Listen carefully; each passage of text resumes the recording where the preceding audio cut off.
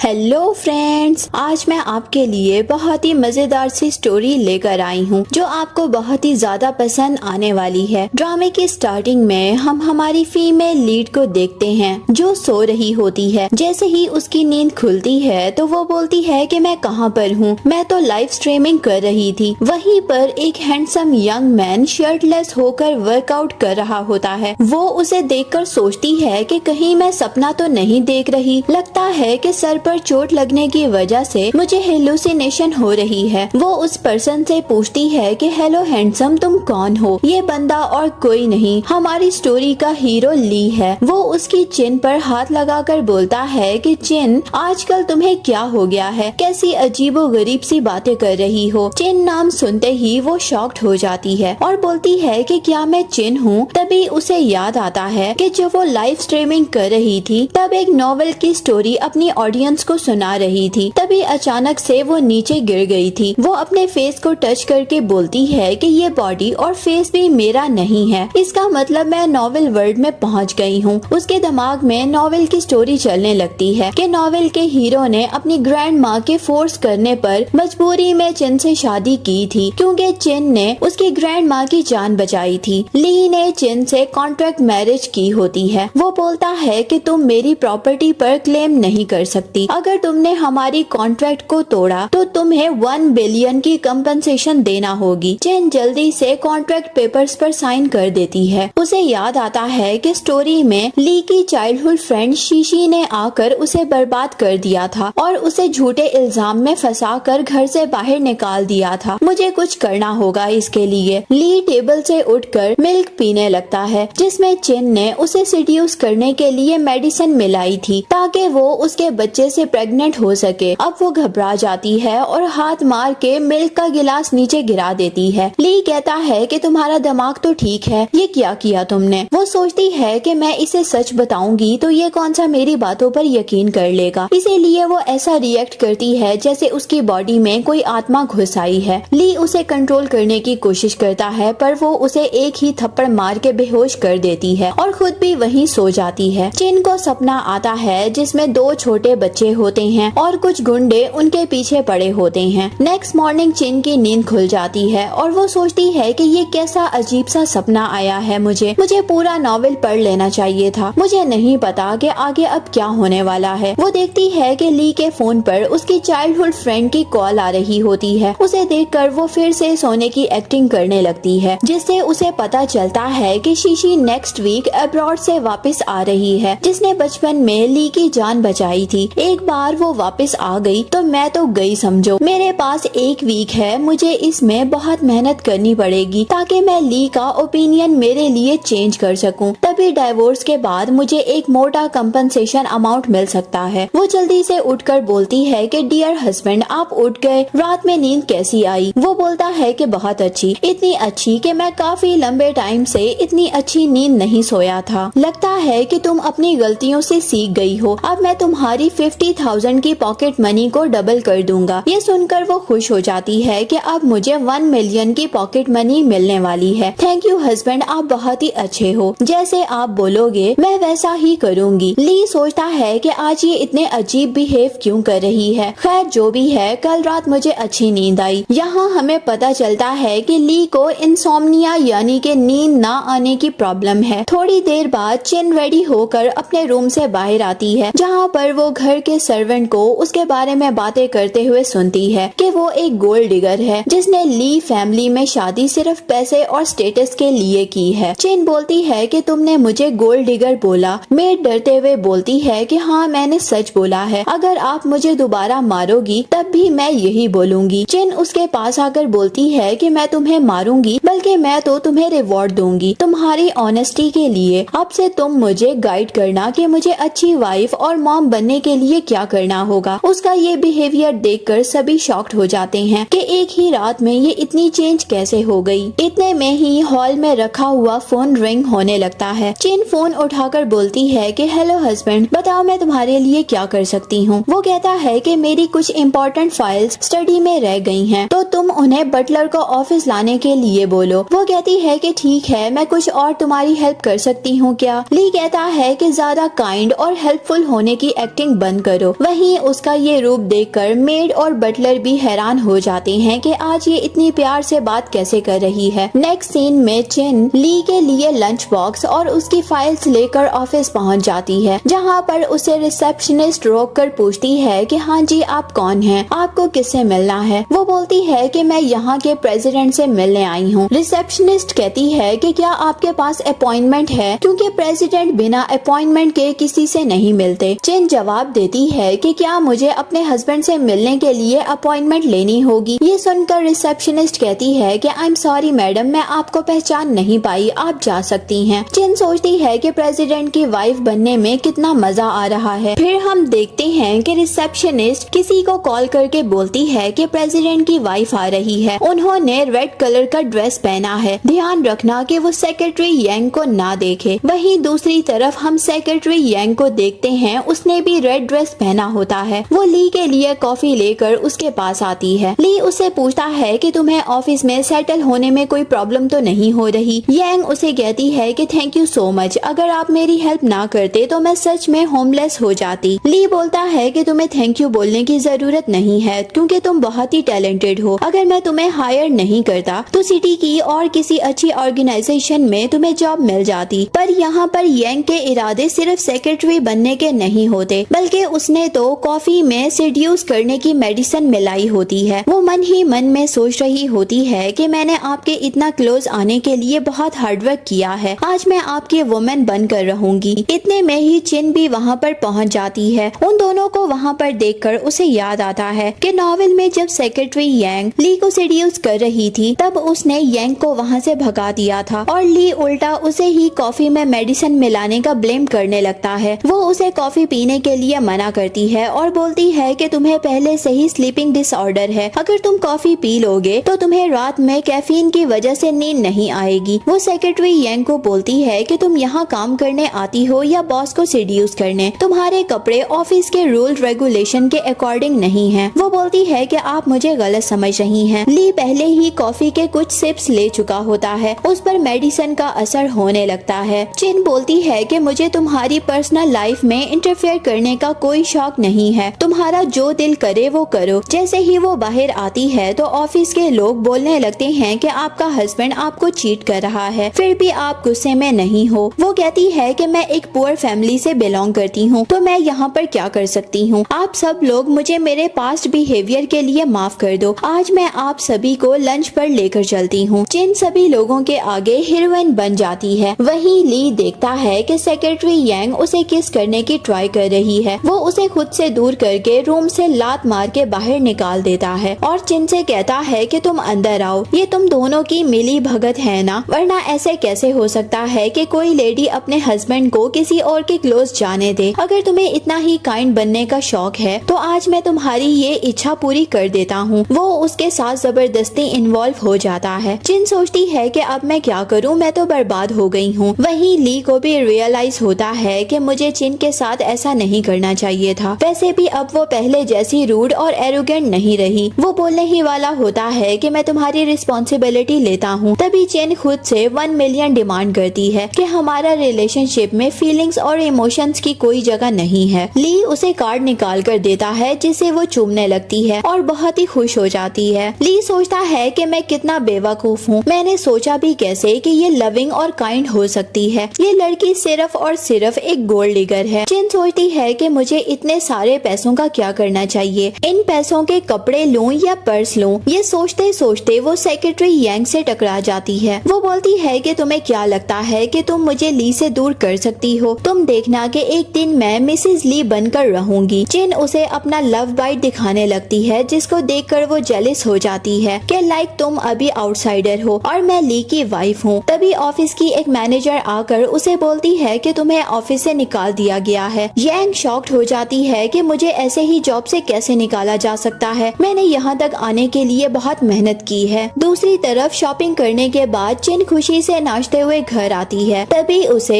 एनहुआ के स्कूल से फोन आता है कि उसने किसी बच्चे को मारा है और आप जल्दी से स्कूल आ जाओ। चिन सोचती है कि मैं तो स्टेपसन के बारे में भूल ही गई थी। उसे याद आता है कि नॉवेल में चिन और स्टेपसन का रिलेशनशिप बिल्कुल भी अच्छा नहीं है। एनहुआ उसे जरा भी पसंद नहीं करता। चिन भी उसके खाने पीने का जरा भी ख्याल नहीं रखती और एज अ पनिशमेंट उसे भूखा रहने की सजा देती है। वो जल्दी से उसके स्कूल पहुंच जाती है। स्कूल का प्रिंसिपल एनहुआ को डांट रहा होता है कि जल्दी से उस बच्चे को सॉरी बोलो जिसको तुमने मारा है। एनहुआ कहता है कि मैं इसको सॉरी नहीं बोलूंगा, पहले इसने ही मुझे गाली दी थी इसीलिए मैंने उसको मारा है। चिन बीच में बोलती है कि मैं यहाँ आ गई हूँ, आपको जो भी बात करनी है मुझसे करो, मेरे बेटे से नहीं। दूसरे बच्चे की मॉम बोलती है कि वो प्लीज हमारे सामने अच्छा होने की एक्टिंग मत करो, हम सभी जानते हैं कि तुम उसकी स्टेप मॉम हो, तुम्हारा एनहुआ से रिलेशनशिप जरा भी अच्छा नहीं है, इसने मेरे बेटे को हिट किया है, अगर तुम हम लोगों से माफी मांगना चाहते हो तो नील डाउन होकर अपोलोजाइज करो। चिन सोचने लगती है कि अगर मैं नील डाउन होकर अपोलोजाइज करूंगी तो ली क्या सोचेगा मेरे बारे में कि मैं उसके बेटे का अच्छे से ध्यान नहीं रखती हूँ, और वो ये भी सोचेगा कि मैं दूसरे लोगों के सामने ली फैमिली की कितनी इंसल्ट करवा रही हूँ और वो मुझे अपने रूम से निकाल देगा और बाद में अपनी लाइफ से भी। इतने में ही उस बच्चे एनहुआ से फिर से लड़ाई शुरू हो जाती है। चिन उस बच्चे को मुंह बंद करने के लिए उसके मुंह में बन घुसा देती है। वो बोलती है कि तुम्हें तमीज नहीं है बात करने की, बड़े लोगों के सामने ऐसे बात करते हैं क्या। उस बच्चे की मॉम चिन से कहती है कि तुम्हारी हिम्मत कैसे हुई मेरे बेटे को टच करने की। प्रिंसिपल भी उन लोगों को सपोर्ट करता है और चिन से कहता है कि जल्दी से इन लोगों से अपोलोजाइज करो, ये हमारे स्कूल के मेजर ट्रस्टी हैं, अगर आप लोग मेरे साथ कोऑपरेट नहीं करोगे तो मैं पुलिस को कंप्लेंट कर दूंगा, जिससे आपके बच्चे को किसी और स्कूल में एडमिशन भी नहीं मिलेगा और उसकी पूरी लाइफ बर्बाद हो जाएगी। एनहुआ बोलता है कि चाहे कुछ भी हो जाए मैं अपोलोजाइज नहीं करूंगा। वो चिन से बोलता है कि बैड आंटी, अगर तुमने मुझे इन लोगों से अपोलोजाइज करने के लिए फोर्स किया तो मैं अपने डैड से बोल दूंगा और वो तुम्हें डाइवोर्स दे देंगे क्योंकि इसमें मेरी कोई भी गलती नहीं है। वो बच्चा एनहुआ को बोलता है कि तुम भी बास्टर्ड हो और तुम्हारी स्टेप मॉम भी। चिन उस बच्चे की मॉम को एक थप्पड़ लगाती है और बोलती है कि ये सब कुछ सिखाया है तुमने अपने बेटे को। प्रिंसिपल बोलता है कि ये स्कूल है, यहाँ तुम ये सब कुछ नहीं कर सकती हो और वो प्रिंसिपल को भी एक थप्पड़ मार देती है कि आपके सामने कुछ गलत हो रहा है और आप चुपचाप देख रहे हो। वो लेडी चिन को कहती है कि अभी तुम देखोगे मैं तुम्हारा क्या हल करती हूँ, मेरे हस्बैंड इस सिटी के रिच बिजनेसमैन हैं। ये बोलकर वो अपने हस्बैंड को कॉल लगाकर वहाँ आने के लिए कहती है। साथ ही साथ वो चिन को धमकी देती है कि मेरा एक इशारे में तुम्हारी पूरी फैमिली सड़क पर आ सकती है। ली वहाँ पर खड़े होकर उनकी बातें सुन रहा होता है और वो बीच में बोलता है कि मेरे होते हुए किसी में इतनी हिम्मत नहीं है जो मेरी वाइफ को चैलेंज कर सके। चिन सोचती है कि ये अब यहाँ पर क्या करने आया है, इसने मुझे पागलपंती वाली हरकतें करते देख तो नहीं लिया, चलो अब मैं एक्टिंग करती हूँ ताकि इसको मुझ पर तरस आ जाए। वो रोते हुए ली को हक कर लेती है कि ये मेरी गलती है, मैं एक अच्छी मॉम नहीं बन पाई। वो लेडी बोलती है कि पहले तो तुम इतना चिल्ला रही थी और अब अपने हस्बैंड के सामने रो रही हो। वो ली को भी अपने हस्बैंड के रिच और पावरफुल होने की धमकी देने लगती है। इतने में ही उस लेडी का हस्बैंड भी वहाँ पर आ जाता है। वो बोलती है कि अच्छा हुआ कि तुम यहाँ पर आ गए, ये चालाक लोमड़ी मुझे मार रही थी, अब तुम इसे अच्छा सबक सिखाओ। वो बंदा अपनी ही वाइफ को थप्पड़ लगाकर बोलता है कि सबक इन्हें नहीं बल्कि तुम्हें सिखाने की जरूरत है, क्या तुम जानती भी हो कि तुमने मुझे कितनी बड़ी मुसीबत में डाल दिया है। वो बोलती है कि हस्बैंड मैंने क्या किया है, इनफैक्ट इसने ही मुझे मारा है, वैसे भी ये लोग गरीब हैं। उसका हस्बैंड उस पर चिल्लाते हुए कहता है कि तुम्हारा दिमाग तो ठीक है, ली ग्रुप इस सिटी की सबसे रिचेस्ट ग्रुप है, इनकी नेटवर्थ सारे ही रिकॉर्ड को पार कर चुकी है, हम जैसे छोटे मोटे बिजनेसमैन इनकी बदौलत ही अपना काम कर रहे हैं। ये सुनकर तो प्रिंसिपल भी हिल जाता है। वो पर्सन अपने बेटे और वाइफ के बिहेवियर पर ली से माफी मांगता है और बोलता है कि प्लीज सर हमें जाने दीजिए, ये सारी गलती मेरी वाइफ की है, उसने अपने बेटे को अच्छे एटिकेट्स नहीं सिखाए और लाड प्यार ने मेरे बेटे को बिगाड़ दिया है, पर आप टेंशन मत करो, मैं घर जाते ही इनको अच्छा सबक सिखाऊंगा। और वो अपनी वाइफ और बेटे को ली फैमिली से माफी मांगने के लिए बोलता है। ली कहता है कि इस बार तो मैं तुम्हें जाने दे रहा हूँ, लेकिन अगली बार से मेरे बेटे को बुली किया तो मैं तुम्हें सिटी से गायब करवा दूंगा। वो लोग बोलते हैं कि ऐसा कभी भी नहीं होगा। ये बोलकर वो वहाँ से भाग जाते हैं। प्रिंसिपल भी उनके जाने के बाद ली से बोलता है कि ये बस एक छोटी सी मिसअंडरस्टैंडिंग थी, अब से हमारा पूरा स्कूल एनहुआ का अच्छे से ध्यान रखेगा। ली कहता है कि इसकी जरूरत ही नहीं पड़ेगी क्योंकि मैं अपने बेटे को इस स्कूल से निकाल रहा हूँ और साथ ही साथ अपने फंड्स को भी विड्रॉ कर रहा हूँ। ये बोलकर वो चिन और अपने बेटे को लेकर वहाँ से चला जाता है। चिन कार में सोचती है कि आज के एक्शन की वजह से ये मुझे पागल समझेगा, इसीलिए वो बोलती है कि वैसे तो मैं काफी स्वीट हूँ, पर उन लोगों ने मुझे गुस्सा दिला दिया था, इसीलिए मैंने उन्हें मारा।